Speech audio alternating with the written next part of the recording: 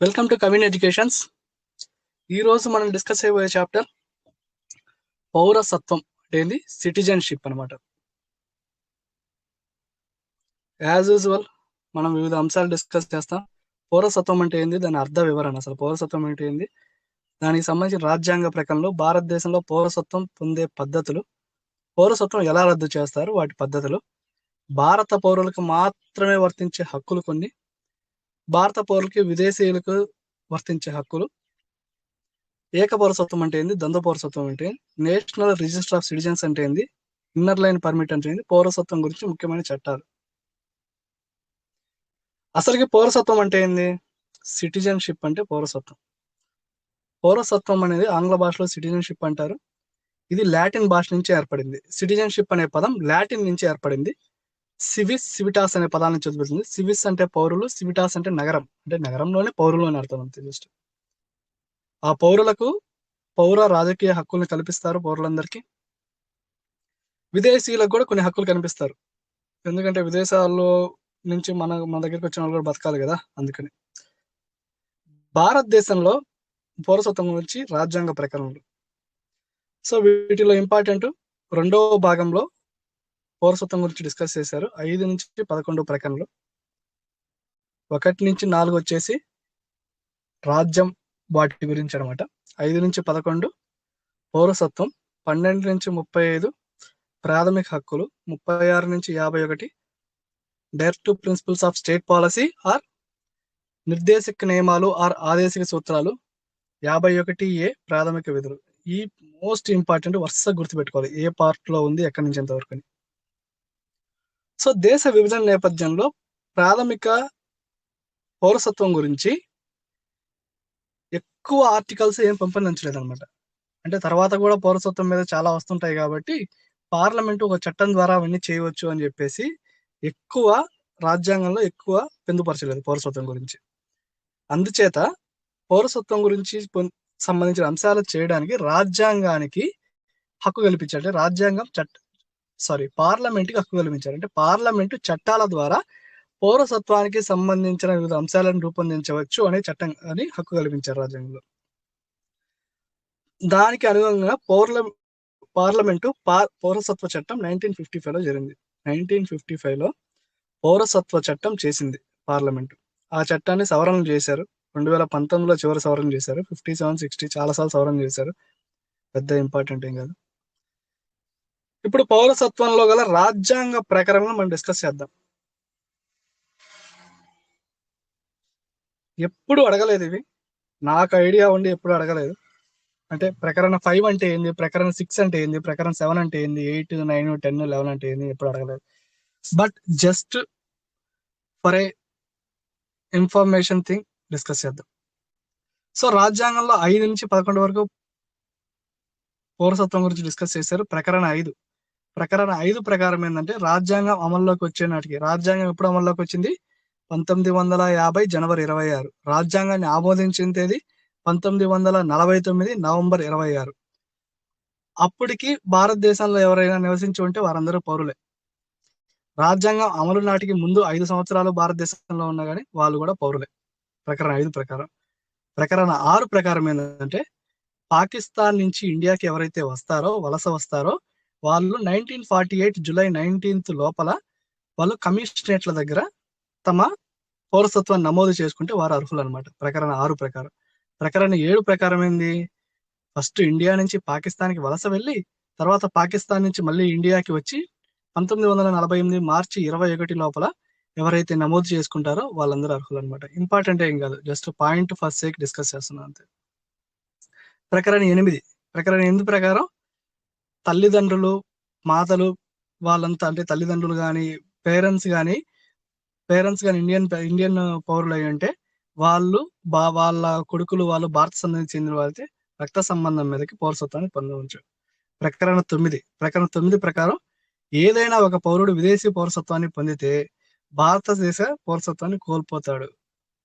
Best example వచ్చేసి నాకు పేరు గుర్తు రావట్లేదు, అతను ఫేమస్ ఏమంటారు, పెయింటర్ అనమాట. ఫేమస్ పెయింటర్ చనిపోయాడు 103 years లోనే, ఇప్పుడు చనిపోయాడు రీసెంట్ గా. అతను వేరే దేశ పౌరసత్వాన్ని పొందాడు, సంథింగ్ సౌదీ అరేబియా ఆ ప్రాంతంలో పౌరసత్వాన్ని పొందాడు, ఆటోమేటిక్ గా మన దేశ పౌరసత్వం రద్దు అవుతుంది. ఒక భారతీయ పౌరుడు స్వచ్ఛందంగా విదేశీ పౌరసత్వాన్ని పొందితే మన దేశ పౌరసత్వం ఆటోమేటిక్ గా రద్దు అవుతుంది. అతని పేరు మళ్ళీ మీకు నెక్స్ట్ టాపిక్ లో ఇప్పుడు నేను చెప్తాను. ఒక ముస్లిం అనమాట అతను. ప్రకరణ 10 ప్రకరణ 10 ప్రకారం భారతదేశ పౌరులుగా పరిగణింపేవాడు భారతదేశ పౌరులుగా కొనసాగుతారు. వాటికి సంబంధించిన నియమాలను పార్లమెంటు చట్టాల రూపంలో చేస్తుంది. అంటే పౌరసత్వానికి సంబంధించిన ఏ చట్టాలనైనా, ఏ అంశాలనైనా చట్టం చేసే అధికారం ఒక్క పార్లమెంటుకి మాత్రమే ఉంటుంది. ప్రకరణ 11 ప్రకారం పౌరసత్వానికి సంబంధించిన అన్ని అంశాల మీద చట్టాలు చేసే అధికారం, అంటే పౌరసత్వ పద్ధతులు, పౌరసత్వాన్ని రద్దు చేసే అధికారం, వాటన్నిటికీ పార్లమెంటుకి అంతిమ అధికారం ఉంటుంది. ఇది బిట్టు రూపంలో రావచ్చు.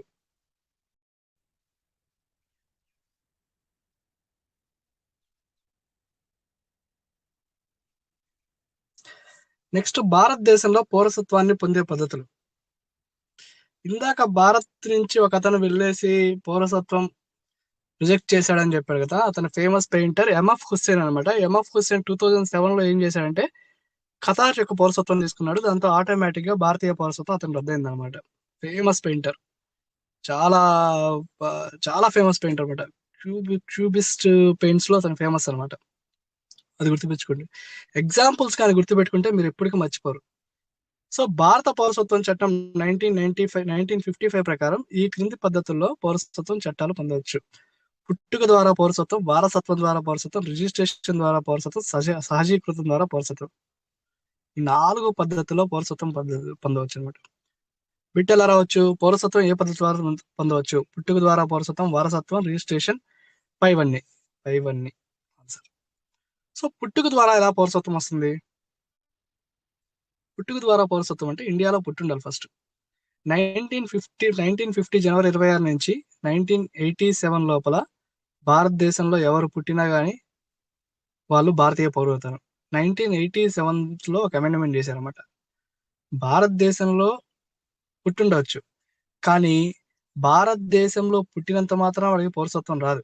అంటే 1950 నుంచి 1987లో ఎవరు పుట్టినా వచ్చేస్తుంది. భారతదేశంలో పుట్టినా కానీ 1987 తర్వాత వాళ్ళ తల్లిదండ్రుల్లో ఎవరో ఒకరు భారతీయ పౌరసత్వం కలిగి ఉండాలి. అంటే భారతీయ పౌరుడే వాళ్ళ తల్లిదండ్రులు ఎవరో ఒకరు భారతీయ పౌరుడే ఉంటే అప్పుడు పౌరసత్వ చట్టం వచ్చింది. ఇద్దరు విదేశీయులు, ఒకరు ఇథియోపియా నుంచి లేకపోతే ఒకరు కొలంబియా నుంచి వచ్చేసి ఇండియాలో మ్యారేజ్ చేసుకొని ఇండియాలో వాళ్ళు పుట్టారు, వాళ్ళ కొడుకు పుట్టాడు అనుకోని వాళ్ళకి పౌరసత్వం రాదనమాట 1987 తర్వాత. వాళ్ళలో ఎవరో ఒకరు ఇండియన్ అయితేనే వాళ్ళకి పౌరసత్వం వస్తుంది. 2004 డిసెంబర్ 3 తర్వాత తల్లిదండ్రులు ఇద్దరు భారతీయులై ఉండాలన్నమాట. ఈ బిట్లు ఎప్పుడు అడగడు, నేనైతే అడగడం ఎప్పుడు చూడలేదు, ఎంత డీటెయిల్ గా అడగడనమాట. జస్ట్ ఎక్స్ప్లెయిన్ చేస్తున్నాను, మీకు గుర్తుంటే. ఒకవేళ భారతదేశంలో విదేశీ రాయబార పిల్లలకు పుట్టుకతోనే పౌరసత్వం రాదు.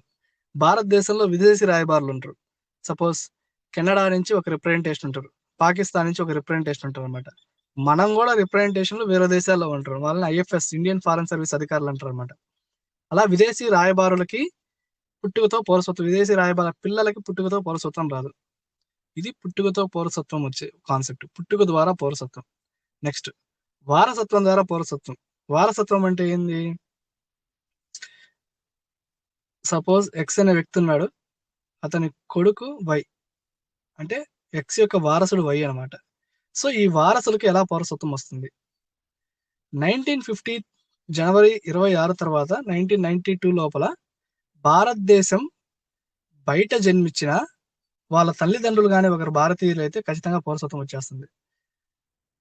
సపోజ్ బయట మన దేశం నుంచి బయట అమెరికాకి ఒకతను వెళ్ళాడు, ఒకతను వెళ్ళేసి అక్కడ అతను పిల్లల్ని కన్నాడు, పిల్లల్ని కంటే భారతీయ సంతానం కాబట్టి అతనికి పౌరసత్వం వస్తుంది అనమాట. అయితే 1992 తర్వాత ఏం చేయాలంటే ఆ పౌరసత్వం పొంది ఉండాలంటే భారతీయ పౌరుడే ఉండాలి. వారి పుట్టుకను భారతీయ విదేశాంగ లోపల, ఇది ఎక్స్ట్రా పాయింట్ అనమాట, వాళ్ళ పుట్టుకను భారతీయ విదేశాంగ శాఖలో 1 సంవత్సరం లోపల నమోదు చేస్తేనే వాళ్ళు పౌరసత్వం పొందడానికి అర్హులు అనమాట.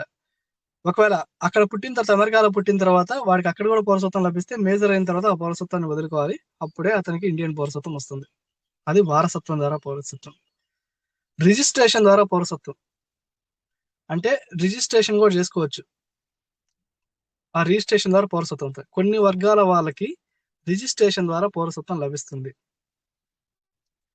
రిజిస్ట్రేషన్ అధికారి ముందు జరగాలి. సంబంధిత అధికారి, ఒక అధికారి ఉంటాడు, అతని ముందు రిజిస్ట్రేషన్ చేసుకునే అర్హత కలిగితే భారతీయ సంతతికి చెందిన వాళ్ళు అయి ఉండాలి. వాళ్ళు రిజిస్ట్రేషన్ చేసుకునే వాళ్ళు అంటే వాళ్ళ తల్లిదండ్రులు భారతీయులై ఉండాలి, లేకపోతే భారతీయ సంతతికి చెందిన వాళ్ళు ఉండాలి. భారతదేశంలో 7 సంవత్సరాలు నివసించి ఉండాలి అతను. ఎక్స్ అనే వ్యక్తి అమెరికా నుంచి వచ్చాడు. అమెరికాలో భారతీయ సంతతిలో పుట్టాడు. ఇతను భారతదేశంలో 7 సంవత్సరాలు ఉంటే అప్పుడు రిజిస్ట్రేషన్ చేసుకునే అర్హతలు అనమాట. లేకపోతే భారతీయ పౌరుల్ని వివాహం చేసుకున్న విదేశీయులు, సపోజ్ అమెరికా అమ్మాయిని ఎవడో FBలో లేదా ఫేస్బుక్ లో ఇన్స్టాగ్రామ్ లో పడేసిన తర్వాత ఇక్కడికి వచ్చిన తర్వాత ఆ అమ్మాయి మ్యారేజ్ చేసుకుంది అనమాట. మ్యారేజ్ చేసుకున్న తర్వాత ఆ అమ్మాయి ఇక్కడ 7 సంవత్సరాలు ఉంటే అప్పుడు అప్లై చేసుకుంటూ వచ్చింది అనమాట. భారత పౌరుల మైనర్ పిల్లలు కూడా రిజిస్ట్రేషన్ చేసుకోవడానికి అర్హులే అనమాట. పూర్తి వయసు సమర్థత కలిగిన వ్యక్తి ఉండాలి. వయసు అంటే సర్టైన్ వయసు ఉంటుంది. ఆ వయసు ప్రకారం ఉంటేనే అర్హతలు అనమాట. సహజీకృత పౌరసత్వం అంటే సిటిజన్షిప్ బై న్యాచురలైజేషన్ అనమాట. సో ఈ క్రింది అర్హతలు కలిగి ఉంటే వాళ్ళకి పౌరసత్వం కూడా వస్తుంది. భారత రాజ్యాంగం పట్ల 8వ షెడ్యూల్ ఉంటుంది కదా, 8వ షెడ్యూల్లో 22 భాషలు ఉంటాయి. ఫస్ట్ 18 భాషలు ఉండాలి. తర్వాత 92వ రాజ్యాంగ సవరణ ద్వారా BDMS అది కోడ్ అనమాట. బోడో, డోంగ్రీ, మైథిలి, సంతాలి అనే భాషలు యాడ్ చేశారు. దాంతో 8వ షెడ్యూల్లో ప్రస్తుతం 22 భాషలు ఉన్నాయన్నమాట. సో ఆ 22 భాషల్లో ఏదో ఒక భాషలో ప్రావీణ్యం పొంది ఉండాలి, సత్ప్రవర్తన కలిగి ఉండాలి. అంతకుముందు విదేశీ పౌరసత్వాన్ని స్వచ్ఛందంగా వదులుకోవాలన్నమాట. ఏదైనా విదేశీ పౌరసత్వం ఉంటే వదులుకోవాలి. ఎవరైనా ఇండియా పౌరసత్వం తీసుకోవాలంటే ఇవన్నీ దరఖాస్తు సమర్పించే తేదీకి ముందు 12 నెలల నుంచి భారతదేశంలో నివసించి ఉండాలి, లేకపోతే ప్రభుత్వ సర్వీసుల్లో ఉండాలి. లేకపోతే ప్రభుత్వ సర్వీసులో ఉన్న 12 నెలలు అంటే 1 ఇయర్ నివసించి ఉండాలన్నమాట. కేంద్రం అనేది ఎప్పుడైనా రద్దు చేయవచ్చు, లేకపోతే కొంతమంది వ్యక్తులకి ఇష్టం వచ్చినట్టు పౌరసత్వం ఇవ్వచ్చు అనమాట. అంటే కేంద్ర ప్రభుత్వం చేతిలో ఉంటుంది ఏదైనా. అర్హతలను కేంద్ర ప్రభుత్వం కొన్ని ప్రత్యేక సందర్భాల్లో మినహాయించవచ్చు. విదేశీయులకు చెందిన శాస్త్రవేత్తలకు వాళ్ళందరికీ ఇచ్చేసి మీరు పౌరసత్వం ఇండియా అంటే వీళ్ళకి పౌరసత్వం కొంతమందికి ఎలా ఇస్తారంటే వాళ్ళ టాలెంట్ని బట్టి మనకు యూజ్ అవుతారు అనుకుంటే, ఓకే ఇతను ఇంట్రెస్ట్గా ఉన్నాడంటే మినహాయించి కేంద్ర ప్రభుత్వం పౌరసత్వం ఇవ్వచ్చు. పెద్ద ఇంపార్టెంట్ టాపిక్ కాదు, పౌరసత్వం పొందే విధానాలు ఇంపార్టెంట్. ఎలా పొందొచ్చు?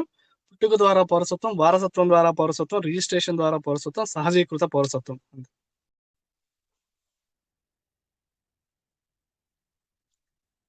ముందు స్లైడ్లో పౌరసత్వం పొందే విధానం చూసాం. ఇప్పుడు పౌరసత్వం రద్దుపరిచే విధానం. 1955 చట్టం ప్రకారం 3 పద్ధతుల ద్వారా పౌరసత్వాన్ని కోల్పోతాడు, రద్దుపరచవచ్చు. 1 పరిత్యాగం ఆర్ స్వచ్ఛంద రద్దు, తొలగించుట ఆ సమాపనం, బలవంతంగా రద్దు చేయడం. దీన్ని రినౌన్సియేషన్ అంటారు, టెర్మినేషన్ అంటారు, డిప్రివేషన్ అంటారు. రినౌన్సియేషన్ అంటే స్వచ్ఛందంగా రద్దు. అంటే ఎవరైనా భారతీయులు స్వచ్ఛంగా రద్దు చేసుకోవచ్చు అనమాట. అంటే నాకు ఈ పౌరసత్వం వద్దు, భారత పౌరసత్వం వద్దు అని చెప్పేసి అతను ఒక ప్రకటన చేస్తే వెంటనే పౌరసత్వం రద్దు చేస్తారు. అతను రద్దు చేస్తే అంటే ఇప్పుడు నాకు పౌరసత్వం వద్దు అని రద్దు చేసుకుంటే అతని మైనర్ పిల్లలు అంటే 18 సంవత్సరాల లోపు గల అతనికి పిల్లలు ఎవరైనా ఉంటే 18 సంవత్సరాల లోపు గల పిల్లలు, నాకు 6 ఏళ్ళ కొడుకున్నాడు అనుకోండి, అతనికి కూడా పౌరసత్వం రద్దు అవుతుంది అనమాట. అతను మళ్ళీ 18 సంవత్సరాలు అయిన తర్వాత మళ్ళీ అతను భారత పౌరసత్వానికి అప్లై చేసుకోవచ్చు.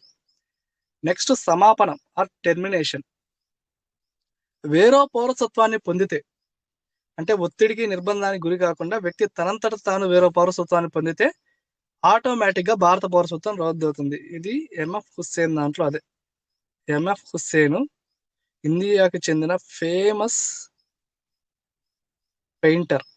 ఈ పెయింటర్ ఖతార్ యొక్క పౌరసత్వం పొందాడు. ఆటోమేటిక్ గా అతని పౌరసత్వం రద్దయింది అనమాట. అయితే యుద్ధం సమయంలో ఇది వర్తించదనమాట. యుద్ధం సమయంలో ఎందుకంటే కొన్ని కండిషన్స్ ఉంటాయన్నమాట. అతను కావాలని ఇండియాకి ద్రోహం చేసి బయటికి వెళ్ళిపోతున్నాడు ఎవరికి తెలుసు, అందుకని చెప్పి యుద్ధం సమయంలో ఇది వర్తించదు.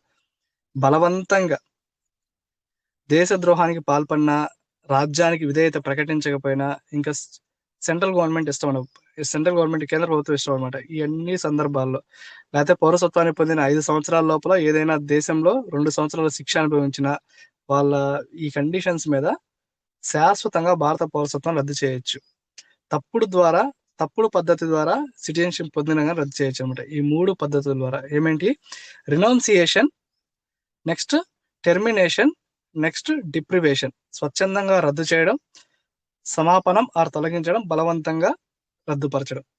ఈ కండిషన్ల మీద భారతీయ పౌరసత్వాన్ని కోల్పోతారు. భారతీయులకి పొందే హక్కులు అంటే భారతీయులకి, ఇండియన్స్ కి అండ్ ఫారినర్స్ కి ఇద్దరికి పొందే ప్రాథమిక హక్కులు కొన్ని ఉంటాయి. ఓన్లీ ఇండియన్స్ పొందే ప్రాథమిక హక్కులు కొన్ని ఉంటాయి అన్నమాట. భారత పౌరులకు మాత్రమే వర్తించే ప్రత్యేక హక్కులు. ఇది ప్రాథమిక హక్కుల్లో కూడా మనం డిస్కస్ చేస్తాము. అంతకుముందు స్లైడ్లోనే మనం డిస్కస్ చేస్తున్నాం, జస్ట్ పౌరసత్వంలో డిస్కస్ చేస్తున్నాం. ఈ హక్కులు ఓన్లీ ఇండియన్స్కే ఉంటాయి అన్నమాట. దీని కోడ్ ఏంటంటే 569, 29, 30. అంటే article 15, article 16, article 19, article 29, article 30 అనమాట. ఈ ప్రాథమిక హక్కులు ఓన్లీ ఇండియన్ సిటిజన్స్కే ఉంటాయన్నమాట. సో 15 ఆర్టికల్ 15 ఏం చెప్తుంది? పౌరులను జాతి, మత, కుల, లింగ వివక్ష పేద విచక్షణ చూపరాదు. అంటే ఈ బేస్ చేసుకొని పౌరుల మధ్య వివక్షత కల్పించకూడదు. ప్రభుత్వ ఉద్యోగాలు భారతీయ పౌరులు మాత్రమే అర్హుడు. అమెరికా నుంచి నేను ఎగ్జామ్ రాసి సివిల్స్ కొడతానంటే కుదరదు. సివిల్స్ నోటిఫికేషన్ కానీ, గ్రూప్ 1 నోటిఫికేషన్ కానీ, గ్రూప్ 2 నోటిఫికేషన్ ఎప్పుడైనా చూడండి, నోటిఫికేషన్లో first point he or she should be and citizen of India అని వస్తుంది అనమాట. అంటే అతను ఖచ్చితంగా భారతీయ పౌరుడై ఉండాలి. నెక్స్ట్ 19 భావ వ్యక్తీకరణ స్వేచ్ఛ. 19లో 6 స్వేచ్ఛలు ఉంటాయి. భావ వ్యక్తీకరణ అంటే ఎక్స్ప్రెస్ చేసే స్వేచ్ఛ, భావాన్ని ఎక్స్ప్రెస్ చేసే స్వేచ్ఛ అనమాట. సంచారం, ఎక్కడైనా సంచరించే స్వేచ్ఛ, స్థిర నివాస స్వేచ్ఛ, సంఘాలు ఏర్పరచుకునే స్వేచ్ఛ. ఇటువంటి 6 స్వేచ్ఛలు 19 ప్రకారం ఓన్లీ భారతీయ పౌరులకే చెందుతాయి. 29, 30 ప్రకారం సాంస్కృతిక విద్యా హక్కులు కూడా భారత పౌరులకే చెందుతాయి అన్నమాట. సో కోడ్ ఏంది? 569, 29, 30. చూడండి ఇక్కడ ఓన్లీ సిటిజన్స్. 15, 16, 19, 29, 30 చాలా సార్లు అడిగారు. ఈ క్రింది వానిలో భారతీయ పౌరులకు మాత్రమే వర్తించే ప్రకరణలు ఏంటివి? ప్రకరణ 15, ప్రకరణ 16, ప్రకరణ 19, ప్రకరణ 25. ప్రకరణ 15, 16, 19 భారతీయ పౌరులకే వర్తిస్తాయి. ప్రకరణ 25 భారతీయ పౌరులతో పాటు ఎవరికి? ఫారెనర్స్ కూడా ఉంటుంది అనమాట. సో భారతీయ పౌరులతో పాటు విదేశీయులకు కూడా వర్తించే ప్రాథమిక హక్కులు. భారతీయ పౌరులతో పాటు విదేశీయులకు కూడా వర్తించే. చట్టం ముందు అందరూ సమానులే, అక్రమ శిక్షణలకు వ్యతిరేకంగా రక్షణ, జీవించే హక్కు, విద్యా హక్కు, అక్రమ అరెస్టుల రక్షణ, పీడన నిర్వహించకు, బాల కార్మిక వ్యవస్థ రుచి, మత స్వేచ్ఛ, మతపరమైన మనవించే రక్షణ, ఇవన్నీ పౌరులతో పాటు మిగిలిన వాళ్ళకు కూడా వస్తాయన్నమాట. చూడండి, ఇవి గుర్తుపట్టుకొని అక్కర్లేదు, ఇవి గుర్తుపెట్టుకోవాలి. ఓన్లీ సిటిజన్స్కి వచ్చాయి అనమాట. ఇవి ఎలిమినేషన్ ప్రాసెస్లో చేసేయచ్చు. 14, 20, 21, 21A, 22, 23, 24, 25, 26, 27, 28 ఇవన్నీ ఇండియన్స్ తో పాటు సిటిజన్స్ కూడా వస్తాయి. ఇండియన్స్ అండ్ ఫారినర్స్ ఇద్దరికి వస్తాయి అనమాట. సిటిజన్స్ కాదు, ఇండియన్స్ తో పాటు ఫారినర్స్ కూడా వస్తాయి అనమాట. ఇండియన్స్ అండ్ ఫారినర్స్ ఇద్దరికి వస్తాయి అనమాట.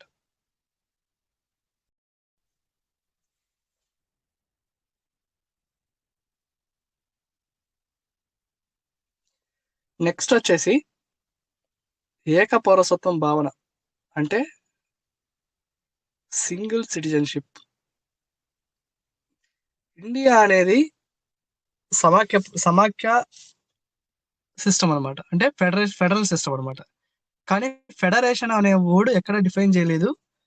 ఆర్టికల్ 1లో కూడా యూనియన్ ఆఫ్ స్టేట్స్ గా ఇండియాని చిత్రీకరిస్తారు. యూనియన్ ఆఫ్ స్టేట్స్ గా చిత్రీకరిస్తారు అనమాట.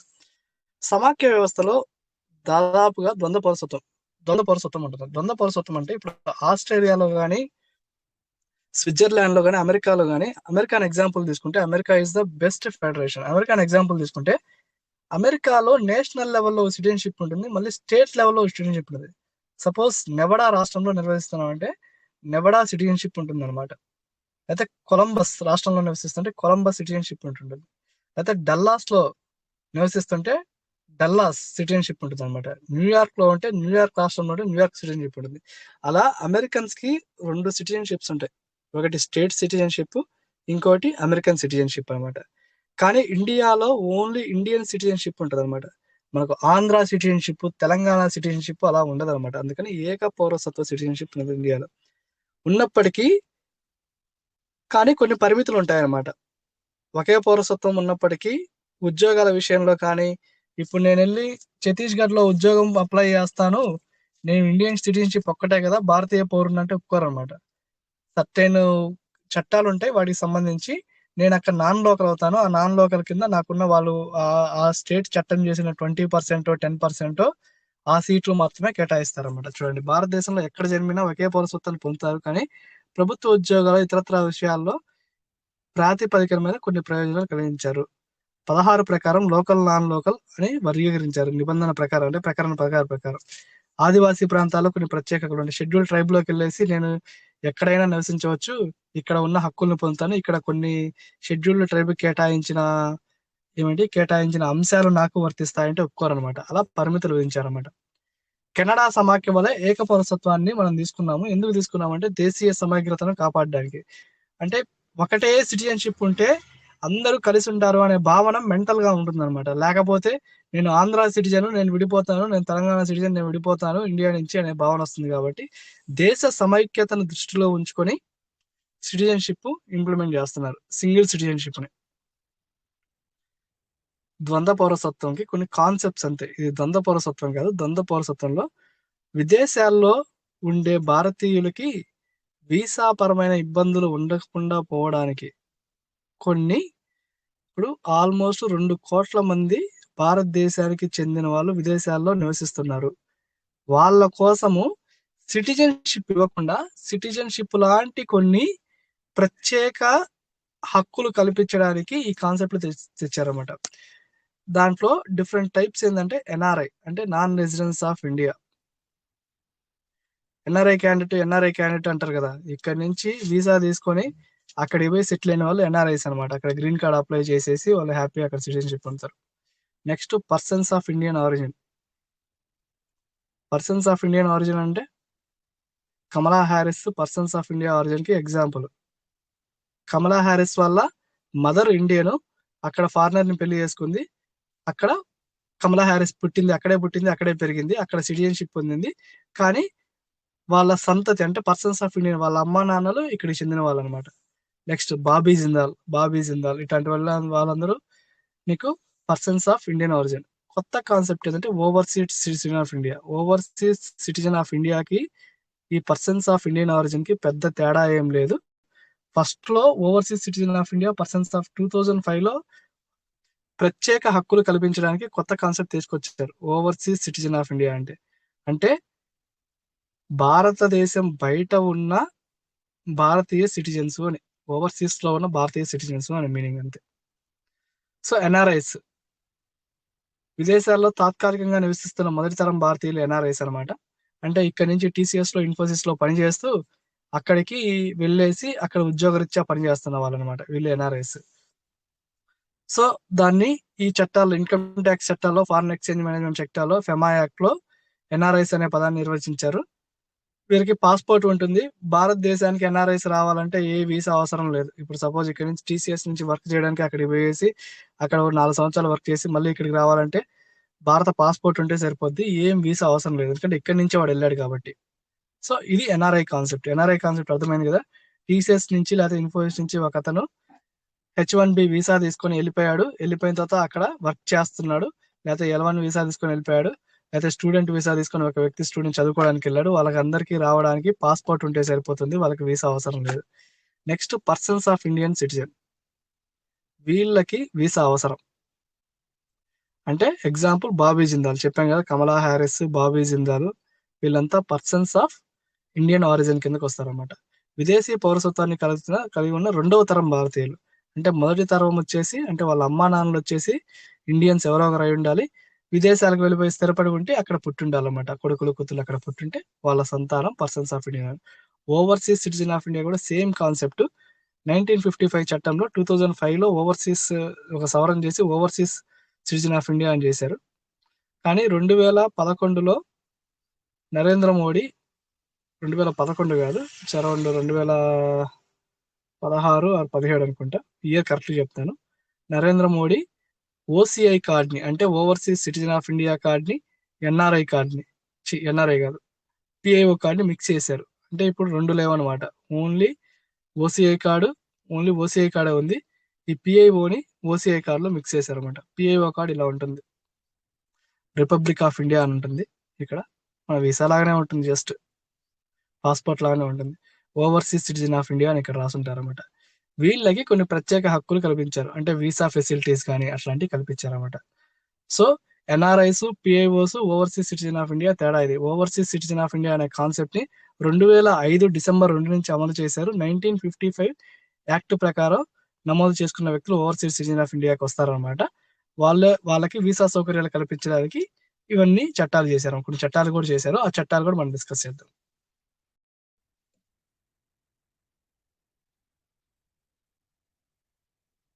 సిటిజన్షిప్ కి సంబంధించి కొన్ని కాన్సెప్ట్స్ మనం డిస్కస్ చేద్దాం, ఎందుకంటే ఇవి కరెంట్ అఫైర్స్ లో కూడా తేలుతున్నాయి కాబట్టి జస్ట్ కొన్ని కాన్సెప్ట్స్ మీకు వ్యాస్ట్ గా ఇవ్వడానికి నేను కవర్ చేశాను. నేషనల్ రిజిస్టర్ ఆఫ్ సిటిజన్స్, ఇది నేషనల్ అని ఉన్నా కానీ, జాతీయ పౌరుల పట్టికలో ఉన్నా కానీ ఓన్లీ అస్సాం స్టేట్ కి సంబంధించింది. పేరు ఎలా ఉన్నా కానీ ఊరికి అస్సాం స్టేట్. అస్సాం ప్రాంతంలో నివసిస్తున్న నిజమైన భారతీయులను గుర్తించడానికి ఇది స్టార్ట్ చేశారు. ఇది national register of citizens start చేశారు అనమాట. 19 బ్రిటిష్ వాళ్ళు పరిపాలించినప్పుడు ఏమైందంటే, బెంగాల్ ప్రాంతం అంటే బంగ్లాదేశ్ అంతకుముందు విడగొట్టారు కదా, రాడీ క్లిఫ్ దగ్గర నుంచి. రాడీ క్లిఫ్ ఆధారంగా చేసుకొని, రాడీ క్లిఫ్ ఏంటి ఇండియా పాకిస్తాన్ బార్డర్ చేసిన వ్యక్తి రాడీ క్లిఫ్ అనమాట. ఆ బార్డర్ ఆధారంగా ఇక్కడ ఈస్ట్ పాకిస్తాన్ అంటే బంగ్లాదేశ్ ఉంది, ఇక్కడ అస్సాం ఉంది. బంగ్లాదేశ్ నుంచి అస్సాంకి చాలా మంది వలసవాదులు వెళ్ళారనమాట. అస్సాంలో సెటిల్ అయిపోయారు. అక్కడ ఉన్న అస్సాం వాళ్ళు ఏమంటారు, బంగ్లాదేశ్ నుంచి చాలా మంది వచ్చారు, వీళ్ళందరినీ వెళ్ళగొట్టితే గానీ మాకు ఉద్యోగాలు రావు అని చెప్పేసి ఒక ఉద్యమాన్ని లేవనెత్తారన్నమాట. ఆ ఉద్యమాన్ని లేవనెత్తినప్పుడు దానికి అనుగుణంగా 1951లోనే ఏం చేశారంటే, ఇక్కడ జనాభా లెక్కల ఆధారం చేసేసి అక్కడ సిటిజన్షిప్ ఎవరెవరు ఉన్నారో వాళ్ళని నిర్ణయించండి అని చేశారు. తర్వాత అది కంటిన్యూస్ గా జరుగుతూనే ఉంది. దానికి ప్యారలల్ గా అఖిల అస్సాం విద్యార్థుల సంఘం, అంటే అస్సాంలోని విద్యార్థుల సంఘాలు అవన్నీ వచ్చేసి వీళ్ళందరినీ పంపియాలి అని చెప్పేసి, ఖచ్చితంగా పంపియాలి అని చెప్పేస్తే మళ్ళీ అది వెలుగులోకి వచ్చిన తర్వాత రాజీవ్ గాంధీ టైంలో ఏం చేశారంటే ఒక ఒప్పందం కుదుర్చున్నమాట విద్యార్థి సంఘంతో. దాన్ని అస్సాం అకార్డ్ అంటారు. ఆ ఒప్పందం ప్రకారం ఏమవుతుందంటే, మేము ఒక రిజిస్టర్ తయారు చేస్తాము, నేషనల్ ఎన్ఆర్సీ తయారు చేస్తాము, నేషనల్ రిజిస్టర్ ఆఫ్ సిటిజన్స్ తయారు చేస్తాము 1951లో చెప్పినట్టు. ఆ ఒప్పందం ప్రకారం మిగిలిన వాళ్ళని పంపిస్తాము, సిటిజన్స్ కాని వాళ్ళని పంపిస్తాము అనేసి చెప్పారన్నమాట. కానీ అది ఇంప్లిమెంట్ కాలేదు. 2013లో సుప్రీంకోర్టు ఏం చేసిందంటే, అక్రమ వలసదారులను పంపించేయాలని చెప్పి ఒక డెసిషన్ చెప్పింది అన్నమాట కేంద్ర ప్రభుత్వానికి. దాంతో 2017లో ఏంటంటే NRC national register of citizens ని, నేషనల్ రిజిస్టర్ ఆఫ్ సిటిజన్స్ ముసాయిదా అని, అంటే ఎవరెవరు ఉన్నారు అనేది ముసాయిదా విడుదల చేశారన్నమాట. కానీ ఆ ముసాయిదా కూడా ఇంప్లిమెంట్ కాలేదు. దానిలో చాలా వ్యతిరేకం ఉన్నది. ఎప్పుడో వచ్చి ఇక్కడ సెటిల్ అయిపోయారు వాళ్ళు, ఇప్పుడు ఎలా వెళ్తారు అని చెప్పేసి చాలా వ్యతిరేకం వస్తే ఆపేశారు. ప్రస్తుతానికి స్టేటస్ కో ఉంది, అంటే దాన్ని ఏం కదిలియట్లేదు. అది రాజకీయంగా ఉంది కాబట్టి ఏం కదిలియట్లేదు. ఇది అస్సాం అకార్డ్ అన్న నేషనల్ రిజిస్టర్ ఆఫ్ సిటిజన్స్ అన్న అస్సాంకి సంబంధించింది. అదొకటి గుర్తుపెట్టుకోండి, అంత ఇంపార్టెంట్ ఏం కాదు, జస్ట్ ఎక్స్ప్లెయిన్ చేశాను అంతే.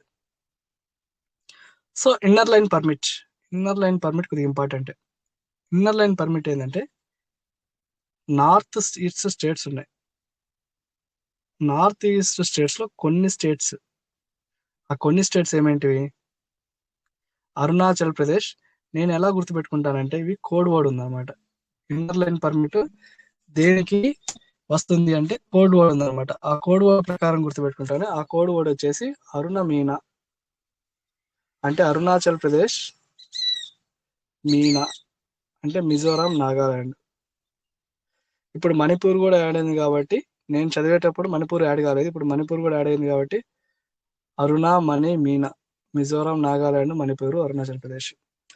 సో ఈ అరుణాచల్ ప్రదేశ్ భారతదేశంలో ఈశాన్య రాష్ట్రాలు సందర్శించడానికి అవసరమైన పర్మిటే ఇన్నర్ లైన్ పర్మిట్. భారతదేశంలో కొన్ని ఈశాన్య రాష్ట్రాలు సందర్శించడానికి అవసరమైన పర్మిటే ఇన్నర్ లైన్ పర్మిట్ అనమాట.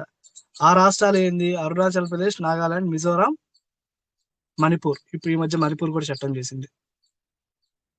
సో ఈ స్టేట్స్ లోకి ఎవరైనా రేసర్స్ కానీ, బైక్ తీసుకున్నా కానీ, లేకపోతే ఎవరైనా టూరిజం కానీ వెళ్ళాలంటే వాళ్ళు పర్మిషన్ తీసుకోవాలన్నమాట ఖచ్చితంగా.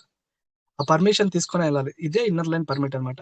ఇది ఇప్పుడు వచ్చింది కాదు, బ్రిటిష్ వాళ్ళ కాలంలోనే చేశారు. బ్రిటిష్ వాళ్ళ కాలంలోనే 1873లోనే చేశారన్నమాట. బెంగాల్ ఈస్టర్న్ ఫ్రాంటియర్ రెగ్యులర్ అనే చట్టం ద్వారా చేశారు. బెంగాల్ ఈస్టర్న్ ఫ్రాంటియర్ రెగ్యులేషన్ అనే రెగ్యులేషన్ ద్వారా అప్పటి నుంచే ఇన్నర్ లైన్ పర్మిట్ అనేది తీసుకోవాలి ఇక్కడికి వెళ్ళాలంటే. స్వతంత్రం ముందు నుంచే కొనసాగిస్తున్నారు. ఈ పర్మిషన్ సంబంధించి ఆ రెస్పెక్టివ్ స్టేట్ ఆ నిబంధనలు నియమిస్తుందనమాట. ఈ మధ్య మణిపూర్ కూడా ఇలాంటి చట్టాన్ని నియమించింది. దీనికి ఖచ్చితంగా రాష్ట్రపతి ఆమోదం ఉండాలి. సో భారతీయ పౌరసత్వం ఉన్న నువ్వైనా, నేనైనా, ఎవరైనా ఈ 4 స్టేట్లలో మనము వెళ్ళాలి అంటే ఖచ్చితంగా ఈ పర్మిషన్ తీసుకునే వెళ్ళాలన్నమాట. నెక్స్ట్ కొన్ని నిర్వచనాలు, జస్ట్ మీకు ఎప్పుడైనా బిట్లు పడితే ఉండడానికి కొన్ని నిర్వచనాలు అనమాట. ఎమిగ్రీ అంటే ఏంది? ఎమిగ్రీ అంటే రాజకీయ కారణం వల్ల స్వదేశం వదిలి వెళ్ళిపోయిన వాడు ఎమిగ్రీ. ఎమిగ్రీ అంటే స్వదేశం, ఎమిగ్రెంట్, ఇమిగ్రెంట్ అంటారు. అది స్వదేశం వదిలేసి వెళ్ళిపోయిన వాడు ఎమిగ్రీ. ఇమిగ్రెంట్ అంటే ఇక్కడికి వచ్చిన వాడు ఇమిగ్రెంట్. ఇమిగ్రెంట్ యాడ్ చేయలేదు. ఇమిగ్రెంట్ అంటే ఇక్కడికి వచ్చిన వాడు ఇమిగ్రెంట్. ఎక్స్పాట్రియేట్ అంటే ఇందాక ఎక్స్పాట్రియేట్ చెప్పారు కదా, ఎక్స్పాట్రియేట్ అంటే స్వచ్ఛందంగా వదిలేసి వెళ్ళిన వాళ్ళు, పౌరసత్వం వదిలేసి. ఎంఎఫ్ హుస్సేన్ ఇస్ ఎక్స్పాట్రియేట్, స్వచ్ఛందంగా పౌరసత్వం వదిలేసి వెళ్ళిపోయాడు. రెఫ్యూజీస్ అంటే ఏంటి? ఇప్పుడు రెఫ్యూజీస్ అంటే ఎవరు? అక్కడ టునీషియాలో అరబ్ కంట్రీస్ లో గొడవలు జరిగినప్పుడు చాలా మంది సిరియా నుంచి వలస వెళ్ళిపోయారు అనమాట. వాళ్ళని రిఫ్యూజీస్ అంటారు అనమాట. వలస వెళ్ళిపోయిన వాళ్ళని ఎప్పుడైనా రిఫ్యూజీ. బంగ్లాదేశ్ నుంచి చాలా మంది, ఇప్పుడు మయన్మార్ నుంచి చాలా మంది వలస వస్తున్నారు అనమాట. వాళ్ళని రిఫ్యూజీస్ అంటారు అనమాట. సో రాజకీయ కారణాల వల్ల దేశం వదిలి ఒక మాబ్ గా వెళ్తే వాళ్ళు రెఫ్యూజీస్ అనమాట. జాతి, మత, రాజకీయం వల్ల సొంత దేశానికి వెళ్ళడానికి ఇష్టపడరు వాళ్ళు, బయట దేశానికి వెళ్ళిపోతారు వాళ్ళు సిరియా రిఫ్యూజీస్ అంటారు. అదే మయన్మార్ నుంచి ఇప్పుడు రెఫ్యూజీస్ వస్తున్నారు. అక్కడ ఆ బుద్ధిస్ట్ మాంక్స్ అక్కడ ఉండే ఒక కమ్యూనిటీ ఉంది. ఆ కమ్యూనిటీ పేరు గుర్తు రావట్లేదు. ముస్లిం కమ్యూనిటీ అనమాట. ఆ ముస్లిం కమ్యూనిటీ చాలా హింసలకు గురి చేస్తున్నారు. అందుకని చెప్పేసి వాళ్ళు మన భారతదేశానికి వలస వస్తున్నారు అనమాట. గ్రీన్ కార్డ్ అంటే అందరూ తెలుసు. అమెరికాలో నివాసం ఏర్పరచుకున్న వారికి అమెరికా ప్రభుత్వం జారీ చేసే అనుమతి పత్రం అనమాట. అందరూ అక్కడ పోయిన తర్వాత గ్రీన్ కార్డ్ అప్లై చేసి అమెరికాలో సెటిల్ అయిపోతారు, ఇంకా రారనమాట. అది green card.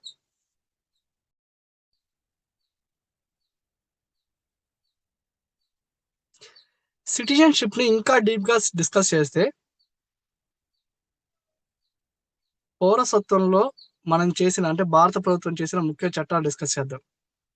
Overseas citizen of India చెప్పాను కదా. ఓవర్సీస్ సిటిజన్ ఆఫ్ ఇండియా అనే కాన్సెప్ట్ 2005లోనే రూపొందించారు. నెక్స్ట్ భారతీయ పౌరసత్వానికి చేసిన అమెండ్మెంట్ 2015లో, అంటే రీసెంట్ గా చేసిన అమెండ్మెంట్. 2019లో చేసిన అమెండ్మెంట్. 2015లో చేసిన అమెండ్మెంట్ ఇంపార్టెంట్ ఏం కాదు, 2019లో చేసిన అమెండ్మెంట్ చాలా ఇంపార్టెంట్, ఖచ్చితంగా బిట్టుపడతాయి. So overseas citizen of India. Overseas citizen of India అంటే ఏంటంటే, అదే భారత సంతతికి చెందిన వాళ్ళకి OCA, overseas citizen of India హోదాని కల్పించారన్నమాట ఈ చట్టం ప్రకారం, 2005 సవరణ ప్రకారం, 2005 డిసెంబర్ చట్టం ప్రకారం. సో వీళ్ళకి ఏంటంటే వీసాలు జారీ చేస్తారనమాట. ద్వంద్వ పౌరసత్వం వీసాలు కల్పిస్తారంటే, ఆ పౌరసత్వం ఉన్నా కానీ ఇక్కడ వీసా జారీ చేసి ఇక్కడ కూడా ఉండొచ్చు అని చేస్తారంటే, ఇది బంగ్లాదేశ్ కి, పాకిస్తాన్ కి వర్తించేది ఇది. సో ఓసీఐ కార్డు ఉన్న వాళ్ళు భారతదేశంలో పనిచేస్తూ నివాసం ఉండొచ్చు. వాళ్ళకి సహజ పౌరసత్వం ద్వారా, అంటే విదేశాల్లో పౌరసత్వం ఉన్నా కానీ ఇక్కడ కూడా వాళ్ళని అలౌ చేస్తారు ఉండడానికి. కాకపోతే ఎన్ఆర్ఐలతో పాటు ఎన్ఆర్ఐ లాగా ఉండొచ్చు అనమాట వాళ్ళంతే. జస్ట్ చూడండి, 2015 చట్టం ద్వారా, అంటే 2015 సవరణ చట్టం ద్వారా ఓసీఐ పిఐఓ కార్డ్ని ఓసీఐ కార్డులో కలిపి వేశారనమాట. సో ఇప్పుడు పిఐఓ లేరు, ఓన్లీ ఓసీఐ ఉన్నారు. చట్టం ద్వారా పర్సన్స్ ఆఫ్ ఇండియా ఆరిజిన్ కార్డుని, అంటే పిఐఓ కార్డుని ఓసీఐ కార్డులోకి మార్పు చేశారు. అంటే ఇప్పుడు ఓసీఐ కార్డే ఉంది, పిఐఓ అనే కాన్సెప్ట్ లేదనమాట. 2015 సవరణ పెద్ద ఇంపార్టెంట్ కదా కాన్స్టిట్యూషన్ అమెండ్మెంట్ కి, ఇది చేశారు. నెక్స్ట్ పిఐఓ కార్డుని ఓసీఐ కార్డులోకి మార్చేశారు. భారతీయ పౌరులే ఉన్న తల్లిదండ్రులు విదేశీ పౌరసత్వం పొందితే వారి సంతానం భారతీయ పౌరసత్వం రిజిస్ట్రేషన్ పొందడానికి 1 సంవత్సరం గడువును తగ్గించారన్నమాట. సంబంధించిన గడువుని 1 సంవత్సరం తగ్గిస్తారు అంతే. ఇది important. CAA, citizenship amendment act 2019 important. 2019 ఎందుకు ఇంపార్టెంట్? దీనిలో కాంట్రవర్సీ ఉంది. ఫస్ట్ 2019 సవరణ ఎందుకు చేశారంటే, కొంతమందికి సిటిజన్షిప్ కల్పించడానికి చేశారు. ఎవరికి సిటిజన్షిప్? పాకిస్తాను, బంగ్లాదేశ్, ఆఫ్ఘనిస్తాను. పాకిస్తాను అంటే మన చుట్టుపక్కల ఉన్న కంట్రీస్, బంగ్లాదేశ్, ఆఫ్ఘనిస్తాన్ నుంచి ఎవరైతే భారతదేశానికి వలసదారులుగా వస్తారో భారతదేశం వలసదారులుగా వస్తారు కదా, పాకిస్తాన్, బంగ్లాదేశ్ వాళ్ళకి ఇప్పుడు దాకా సిటిజన్షిప్ లేదు. కానీ అలా వలసదారులుగా వచ్చిన హిందువులు, బౌద్ధులు, సిక్కులు, జైనులు, క్రైస్తవులు, పారసీకులు, హిందువులు, బౌద్ధులు, సిక్కులు, జైనులు, పారసీకులు, క్రైస్తవులు, వీళ్ళకి సహజీకృతం ద్వారా పౌరసత్వం అంటే సిటిజన్షిప్ బై న్యాచురలైజేషన్ కలిగియాలని చెప్పి ఈ చట్టం తీసుకొచ్చారనమాట. వలసదారులు ఎక్కువ మంది ఉన్నారు, వీళ్ళకి సిటిజన్షిప్ కల్పిద్దాము అని చెప్పి చట్టం తీసుకొచ్చారు. కండిషన్ ఏంది? పాకిస్తాన్, బాప్ అని గుర్తుపెట్టుకోండి, బంగ్లాదేశ్, ఆఫ్ఘనిస్తాన్, పాకిస్తాన్ నుంచి రావాలి, హిందువులు, బౌద్ధులు, సిక్కులు, జైనులు, పారసీకులు అయి ఉండాలి. వాళ్ళు పాకిస్తాన్ నుంచి ఈ కంట్రీస్ నుంచి ఇక్కడికి వచ్చి సెటిల్ అయితే వాళ్ళకి ఇప్పుడు సిటిజన్షిప్ కల్పిస్తాము అని చెప్పేసి వచ్చారు. 2014 లోపలే వచ్చిండాలి వాళ్ళు. అంటే 2014 లోపలే భారతదేశంలో వచ్చి సెటిల్ అయిపోయి ఉండాలి. దీంట్లో కాంట్రవర్సీ ఏంటంటే దీంట్లో ముస్లింలను యాడ్ చేయలేదు. అంటే ముస్లింలు కూడా వచ్చి ఉండొచ్చుగా, ముస్లింలు కూడా బంగ్లాదేశ్ నుంచి, పాకిస్తాన్ నుంచి వచ్చి ఉండొచ్చు కదా. కానీ అక్కడి నుంచి 2014 ముందు వచ్చిన ఓన్లీ ముస్లింలకి సిటిజన్షిప్ కల్పించకుండా మిగిలిన అన్ని మత వాళ్ళకి సిటిజన్షిప్ కల్పిస్తున్నారు అనే కాన్సెప్ట్ తో దీన్ని చాలా మంది వ్యతిరేకించారనమాట. ఈ ఓవైసీ అహ్మద్ అది ఓవైసీ పార్టీ కానీ ఈ పార్టీలన్నీ వ్యతిరేకించాయి. ఆటోమేటిక్ గా ఓవైసీ పార్టీ అనే కాదు, చాలా మంది వ్యతిరేకించారు ముస్లింలని. దీంతో ఇది Hindu party, BJP Hindu party ముస్లింలను వ్యతిరేకంగా చూస్తున్నారు, ముస్లింలు కల్పించలేదు అని చెప్పేసి, అందుకని కాంట్రవర్సీ రైజ్ అయింది. అందుకని ఇంపార్టెంట్ అనమాట. ఎక్కడి నుంచి వచ్చారు, ఎవరెవరు కల్పిస్తున్నారో అది ఇంపార్టెంట్ చట్టం. సో ఎందుకని ఈ 3 దేశాల్లో వీళ్ళందరూ మతపీడనానికి గురయ్యారు? ఎందుకంటే ఈ 3 దేశాల్లో ముస్లింసే మెజారిటీ, వీళ్ళందరూ మైనారిటీ. అందుకని మైనారిటీలకే కల్పిస్తాము అని చెప్పి కల్పించారనమాట. ఈ 3 దేశాల్లో వీళ్ళు మైనారిటీ, ముస్లిమ్స్ మెజారిటీ, అందుకని అట్లా అయిపోయారనమాట. నెక్స్ట్, సహజీకృత పౌరసత్వాన్ని అంటే సిటిజన్షిప్ బై న్యాచురలైజేషన్ పొందడానికి 11 సంవత్సరాలు భారతదేశంలో ఉండాలి అనే షరతును 5 సంవత్సరాలు ఉంటే చాలని చెప్పారు. ఇప్పుడు అంటే 11 years to 15 years, 5 years చేశారు. నెక్స్ట్, బాప్ కంట్రీస్ నుంచి వచ్చిన హిందువులు, బౌద్ధులు, సిక్కులు, జైనులు, క్రైస్తవులు, పారసీకులు ఎవరైతే వచ్చారో ఆల్రెడీ 2014 ముందు వచ్చిన వారు, దాని ముందే వచ్చి ఇక్కడ సెటిల్ అయిపోతే వాళ్ళకి ఇప్పుడు సిటిజన్షిప్ కల్పిస్తాము అని ఈ చట్టం చెప్తుంది అనమాట. ఎందుకు చేస్తున్నారు ఇది? చాలా మంది ఇప్పుడు అస్సాం ఎక్కడ అవన్నీ ఉన్నాయి కదా, వాటిలో ఏంటంటే వాళ్ళు బయట వాళ్ళు వచ్చారు, వాళ్ళని పంపియండి అంటే వీళ్ళకి సిటిజన్షిప్ కల్పిద్దాము అని చెప్పి డెసిషన్ తీసుకున్నారన్నమాట. అక్రమంగా వచ్చినా కానీ వాళ్ళకి ఇప్పుడు కల్పిస్తామని డెసిషన్ తీసుకున్నారన్నమాట. నెక్స్ట్, ఈ చట్టం నుంచి కొన్ని ప్రాంతాలకు మినహాయింపు ఇచ్చారు. 6వ షెడ్యూల్లో ప్రాంతాలకు, అంటే మేఘాలయ, మిజోరాం, త్రిపుర ప్రాంతాలు, అస్సాం ఈ ప్రాంతాలకు వచ్చినా కానీ వాళ్ళకి సిటిజన్షిప్ అయితే కల్పించరు. Next, ILP inner line permit ఉంటుంది, ఇందాక ఎక్స్ప్లెయిన్ చేశాను కదా ఇందా టాపిక్ లో. ILP ఉన్న రాష్ట్రాలు కూడా విశేషించారు. జస్ట్ ఒక last topic but not least, చాలా సార్లు అడిగిపెట్టి జస్ట్ గమనిక. ఈ గమనిక ఏంటంటే ప్రవాస భారతీయ దివాస్ అంటే ఏంది చెప్పండి? ప్రవాస భారతీయ దివాస్ అని చెప్పేసి మనము PBD ప్రవాస భారతీయ దివాస్ అని చెప్పి ప్రతి జనవరి 9 జరుపుకుంటాం అనమాట. ఇది 2 సంవత్సరాలకు ఒకసారి నేషనల్ లెవెల్లో జరుపుతారనమాట. ప్రతిసారి PBD అవార్డులు కూడా ఇస్తారు, నేషనల్ అవార్డ్స్ ఇస్తారనమాట. ఎందుకు జరుపుకుంటామంటే గాంధీజీ దక్షిణాఫ్రికా నుంచి జనవరి 9 భారతదేశానికి వచ్చాడనమాట. అందుకని చెప్పి ప్రవాస భారతీయ దివాస్ జరుపుకుంటాం మనం. ప్రవాస భారతీయ దివాస్ అనేది గాంధీజీ జనవరి 9 ఇండియాకి సౌత్ ఆఫ్రికా నుంచి, గాంధీజీ ఒక కేసు మీద సౌత్ ఆఫ్రికాకి వెళ్ళిపోతాడు. సౌత్ ఆఫ్రికాకి వెళ్ళిపోయి అక్కడ బ్రిటిష్ వాళ్ళని వ్యతిరేకించి అక్కడ ఇవన్నీ స్టార్ట్ చేస్తాడు. అక్కడ సక్సెస్ అయిపోతాడు. అక్కడ సక్సెస్ అయిపోయి జనవరి 9 మళ్ళీ మన దేశానికి వస్తాడు అనమాట. జనవరి 9 ఇయర్ నాకు గుర్తులేదు, ఇట్స్ అరౌండ్ 1915 ఆర్ సంథింగ్, అంతే. 1915 వస్తాడు అనమాట. 1915 వస్తాడు. 1915 వచ్చేసి ఇక్కడ గాంధీజీ స్టార్ట్ చేస్తారు, ఉద్యమాలను స్టార్ట్ చేస్తారు అనమాట.